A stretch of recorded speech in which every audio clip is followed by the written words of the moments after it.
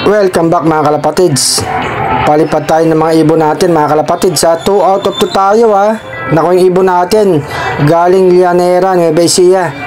Yan, dilipad na si Black mga kalapatids. No. Tapos ito si Padrino, paliparin natin mga kalapatids para makaronda siya, para hindi laging nakakulong tong pangwala yung ibon na to mga kalapatids. Ayan, sumabay na si Padrino.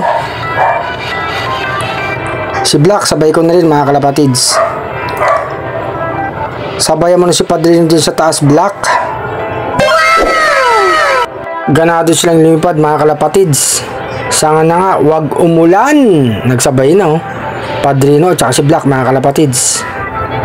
Mamaya sasabay na sa ibang ibon natin yan mga kalapatids. Ayan, 1-on-1 sila. Pakawalan ko na rin magandang ibon. Ayan mga kalapatids, rumonda na rin. Kahit na mga stock bird dyan, kailangan parondahin din mga kalapatids. Ayan, sabay-sabay na sila. Hinahangin, malakas ang hangin mga kalapatids. Bukas may loading na naman kami ng mga ibon. Abangan na naman sa linggo mga kalapatids. Sana makaduloy mga ibon natin. Sige, ronda pa rin. Ginaganan rumonda yung mga alaga natin mga kalapatids Maganda yan para lumakas ang katawan.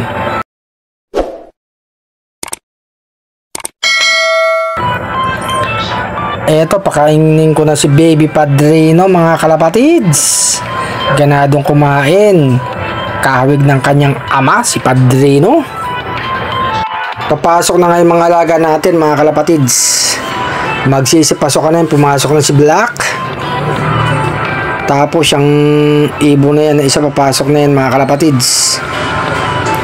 Pasok na kayo. Andyan na rin si Dalubhasa mga kalapatids. Nakahanda na yung pagkain natin. Pumasok ng babaeng ibon mga kalapatids. Susunod dyan si RC Stitchelbot. Pumasok na yung isa rin mga kalapatids. 3 na. Yan, 4 na sa loob mga kalapatids. Si Dalubhasa na iwan. Tsaka yung kapatid niya mga kalapatids, mamaya magpapasokan na yan. Magandang hapon sa lahat mga kalapatids Salamat sa support nyo kay Arzalop. Eto nga mga kalapatids nandito na rin si Dalubhasa sa loob.